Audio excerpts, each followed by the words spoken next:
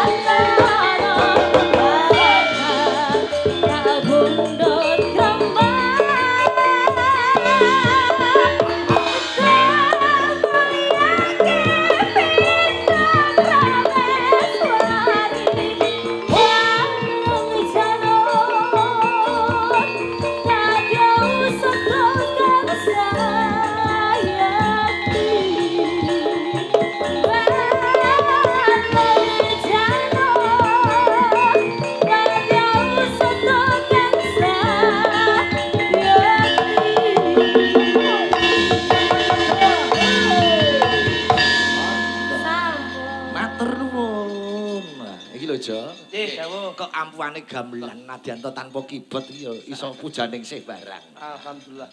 Pak nggih, jawabane cakraning rat niku ya ngidap-ngidap. Lah niku komposer kabeh kok. Nggih. Iki pancen komposer. Dadi nek nafsu sak karepe dhewe kabeh, duwe karep dhewe-dhewe. Dan ini masa-masa transisi sudah beberapa ganti nyatane kualitas dan kuantitasnya bisa diunggulkan. Kula riyen yo kaget tok, mosok lagu kula barang ya iso nabuhi. Lho yo nanti bisa dipraktekkan. Mboten benjing mawon. Oh iya. Alah. Lah senengane mancing-mancing. Lah iki lek saiki mbok nyanyi iki sini mek ora eseng guyu mek. Nggih. Menika kalau mau Mbak Yosi Dian Pratiwi. Nggih, Mbak Yosi nika ya wis paling cek wong Tulungagung sampun akrab lah wanuh kali Mbak Yosi wong suwiting Tulungagung. Ah tapi mbok bilih bapake mari kersa tindak. Lah monggo. Tinggal agung panjenengan. Nggih. Syukur bahagia panjenenganipun Bapak Marsono utawa perwakilan saking kadang-kadang anggota dewan ingkang badhe menika. Oh, Bapak anu ingin menikmati Oh, ingin pagelaran wayang dalu menika. Nggih. Hanya ingin Syukur bahagia mengki kadang-kadang dalang muda mengki Nggih. JB apa sapa JB. Lintang Asmara B. JB karo Tito.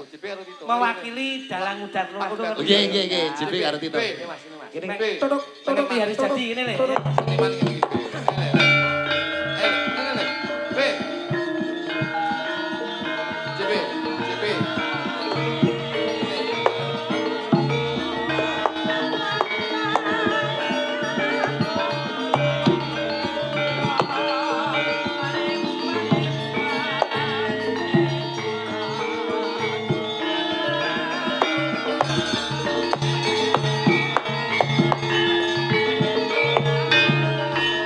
Nggih.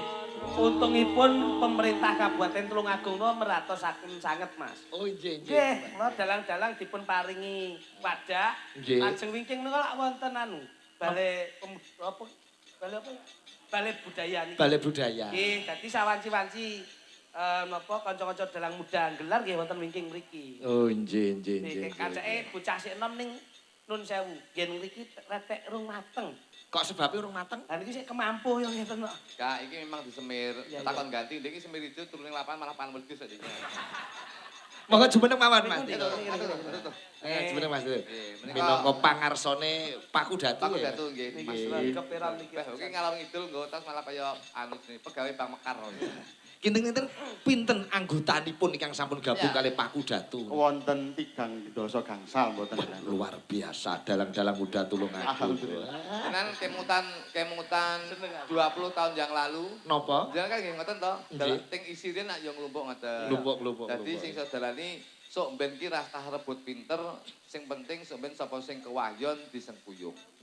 Gitu Mas. Nggih, Lah leres. dalang ngoten niku biyen. Sing penting ki bener sik lagi pinter. Nah, Pinter nek bakal ora bener ora kepenak. Bener sik lagi pinter. Wah, Paku Datu. Nah. Sapa ngerti sok ben kanca-kanca Paku Datu diboyong ning Rembang. Wayangan, ngoten. Amin. Sadurunge ning Rembang ning Blitar sik. Oh, nggih, siap. Mayang ning nggonmu. Tenggoran jenenge mayang. Enggak ngerti rombong. Ya, kudu Mas. Ya dalangi paling tidak iso ben ning nggonku ya lah. Oh, nggih, siap. Kula matur nuwun sama Bapak Kepala Dewan. Kula matur suwun dening Bapak Marsono.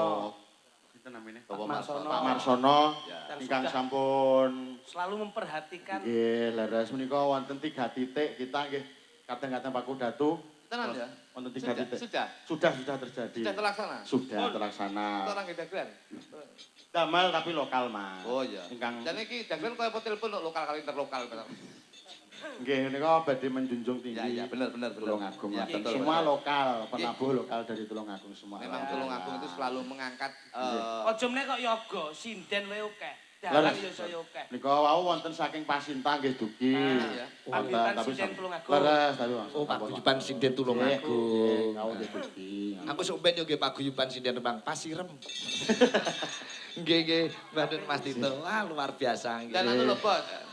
Tulungagung ini sinden-sinden sekarang sudah booming dalam ikut meramaikan di kancah musik Indonesia. Ya betul leres. Silvi Tulungagung. Nggih.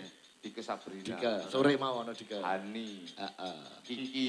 Iki Oh, saniki wis gridnya sudah. Weh. Wow, betul. sunan aku luar sampai biasa. seneng ku karo Tulungagung lagu Terminal Gayatri saiki membuming lho. Oh, Piye iya. jajal? Sing mbok seni lagune tok. Niku sing pripun Mas? Bisa, cobi. Gaya. Pripun sing pripun? Tembangnya kang pripun cobi? Engko tak jotos. Lah kok kene iki cerita malah kok kokon. Kamu sesuai karo Nggih. Babar daun. Nika panten Mas. Coba Iya, Mas. Lah, Sik Tito jajal. Nggih. dalang sing ansos nih, sing ngarang lagu sok. Oh, Wahyu, Wahyu. Wahyu anu mboten nggih mboten dugi wau Mboten tapi nggih Ora mlebet kok Wahyu, Paku ya? Datu mboten. Oh, Teng Solo niku. Oh, Nggih. sotek. Mboten. Apa? Mak teng kapalan mriko. Oh, alah, tak kira tuku keren. Mboten. Banget tuh. Napa? Nembang. Napa tembangnya? Lintang Asmara. Lintang Asmara. Oh, duit iki, Gus. Tak duetke karo Mbak Lila. Kang pundi menika? Nomor kalih saya mriki kula Waduh, menika. Mboten, niki. Kok tak tonyo. Biasan, slow. Iki tekok sing apal. Mbak Lila iki. Sing pundi. Eh, Kesayang aku nek sama iki. Ya. Sumberan. Ayo Lil ngadeg Lil, selak ruwatan Lil. Jameh ya menten iki tas. Lho, mengke ruwatane jam 3. Oh, mantan. Lah, Ya siapa sih? jam pinten? Derek jenengan. Jam pinten ruwatane? 3 punjul Kamangka 30 menit. siwali jajan nganti jam 2 lho iki. Sembrono. Nah, Mbak Lilam niku mahasiswi wonten Universitas Negeri Semarang. Oh, UNES. Wis coba ganggu, iki ben dito iki. Aja to Mas, sampean ki yo kakangku yo baturana aku to. Lah aku ya apa ya mentolon diadik kaya awakmu ya. Wong aku ki elek oleh elek ya. Londo lho. Londo ngene. Londo iki mek dhuwur tok kaya Loh, kamu gitu loh. apa kuwi? Kan londo. Ya. Coba Mbak Lila kalian Mas Tito Lintang Asmoro dados.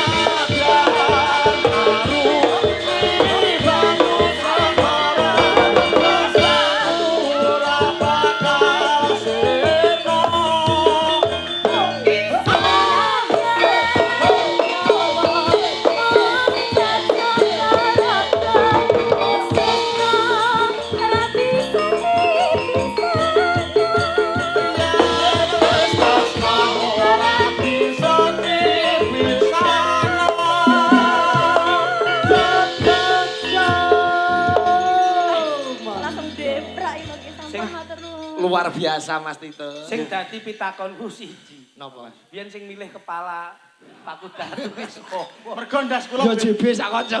ndas kula benten piyambak amargi. Nggo nengeri nggih. Siap-siap matur nuwun nggih, Mas. Iya, Mas, nggih. Sok ben nek Iki- panci longgar nek pas Paku Datu pentas aku tak nyusul yo tak Siap, melu siap, nyanyi. Bapak. Nggih, nggih. Are niki sregep banget, Mas. Nggih, nggih, siap.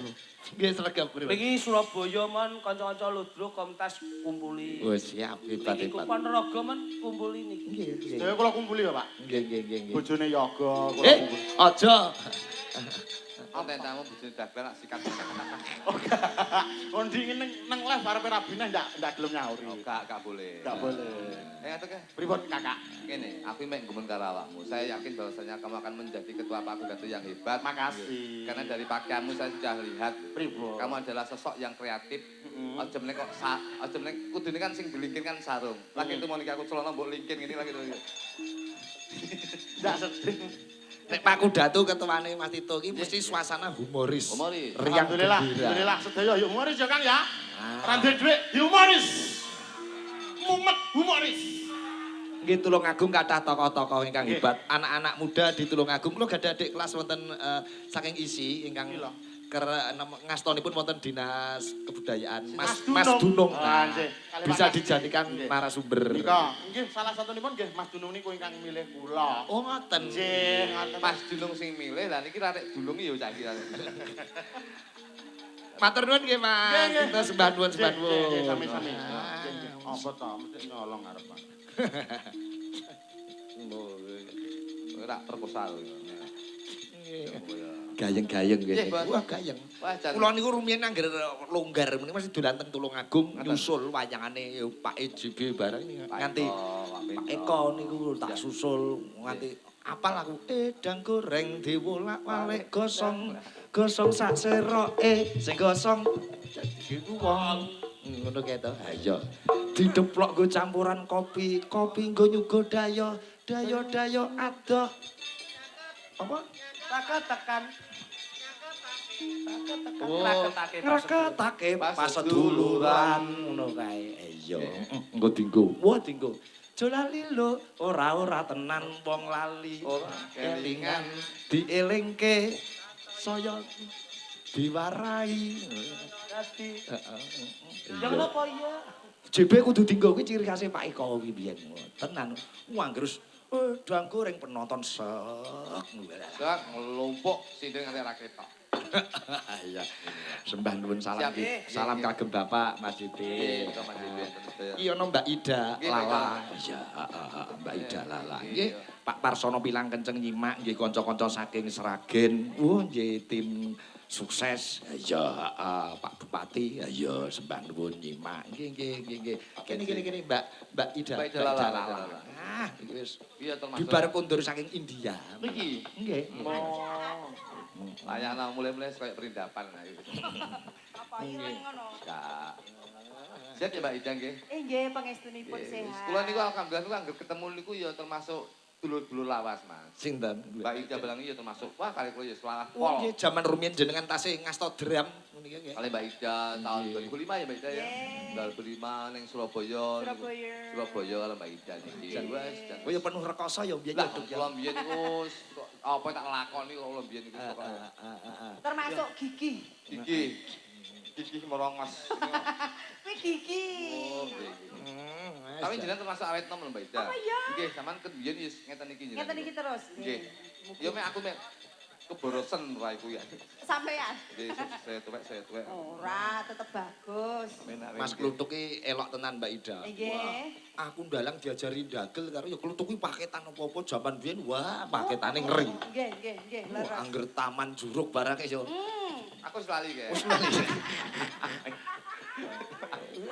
Kakean paketan nganti Niku riyen gawe tembak-tembakan nek kula aling Mas nu mesti sregep kok Mas. Wes, Gandrung barang niku. Oh, sik rogan. Pun jaman biyen tenan ana ku jero kurungan, ana pitike ngono ki wala wis dar jaman biyen. Biyen niku wis ngarang lagu copot pleset. Saiki bareng awake loro ting kerentil lho tak. Arepe ngarangno ya aku lapar aja. Jaman yo anyar-anyar biyen kowe pancen ayu. Kaya ratu kancana wungu. Wah, jaman biyen wis dar. Saiki anggere diunekne wis tau. Nggih, nggih. Lagunipun Lestari, Mbak. Lah Oh, nggih. iya. Menawi Lestari mboten saged menika khas saka Tulungagung menika dikatpun hantos Harapan Jaya, Harapan Jaya, Harapan Kuwi Jaya. jeneng bis. Mbak Idam ini kan penari. Oh nggih. Lagunipun Lestari Bali, Bali. mboten tari Jawa. Oh, berarti pindah ke Jawa. Wis ngomong pisane kleru. Kowe iki marai ra ngerti kok. Lah Damien Bali lan wah. Kuwi antaraning olah rasa, raga lan irama. Wiraga, Wirasa, Wirama. Iya. Iya, kuwi nek mlebune terus masuk dibuka ngono kae jaman biyen wis der. Ya, Lestari Mbak Ida. Ya. Nggih. Dados.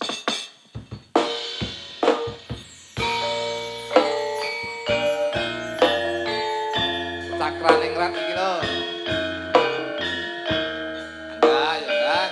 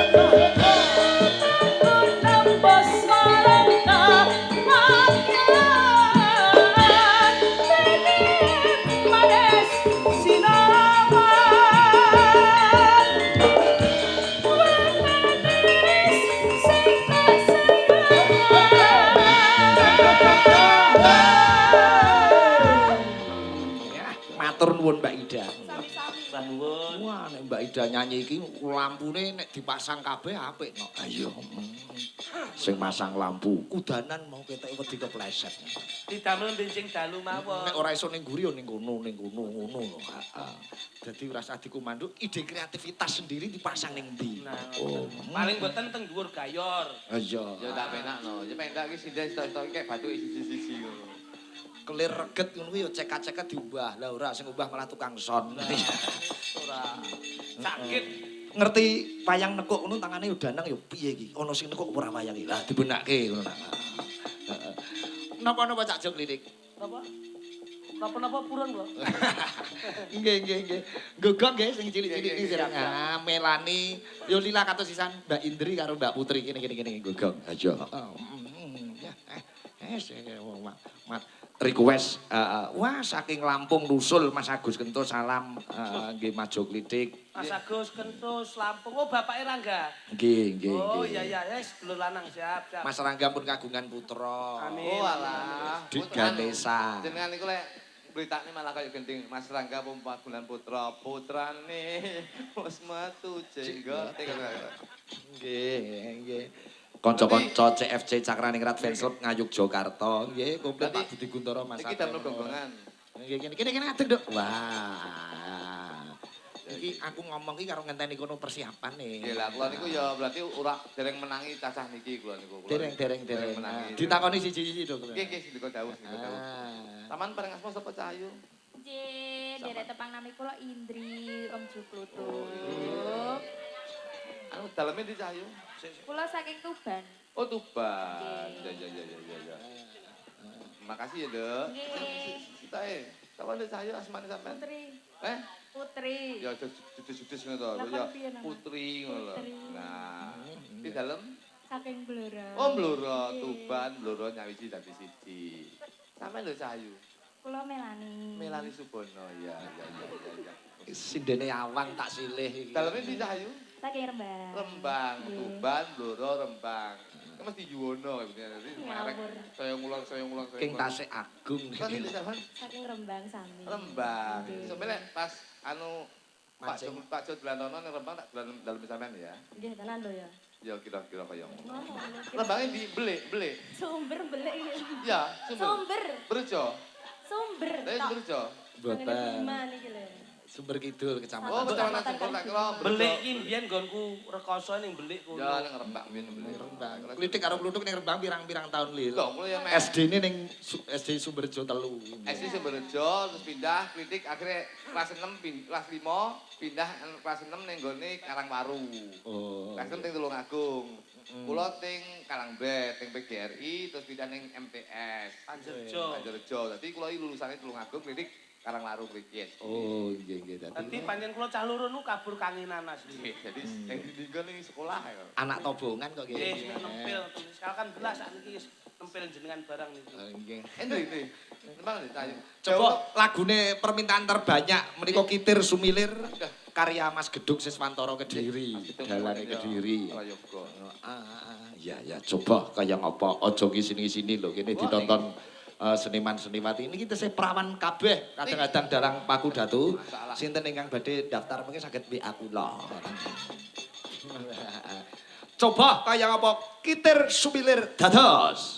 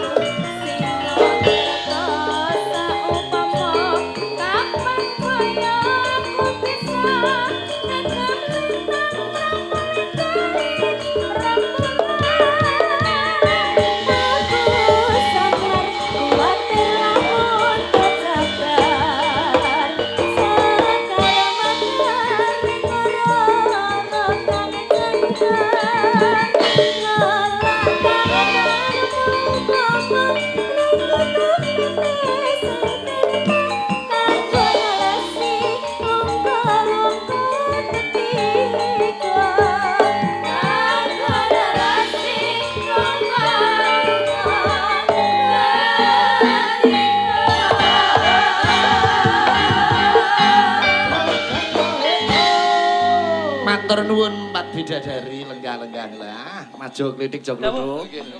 Perkara guyon sambung nggon goro-goro. Kula yo ngetokke riptan kula, gawean kula. Yo lagu ora srepek. Nggih tantunipun kathah sanget anggenipun kula kirang oleh nyambut damel. Nggih.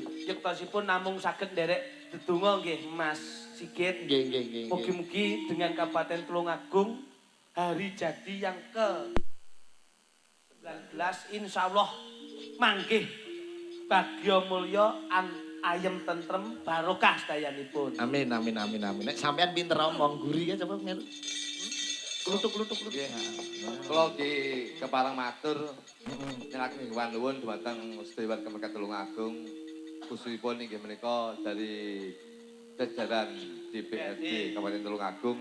Mugi-mugi kemawon dalam rangka hari jadi Tulungagung dan dalam rangka hari wayang tetap ngrembaka wayang akan dicintai oleh masyarakat se-Indonesia dan sedunia secara umum.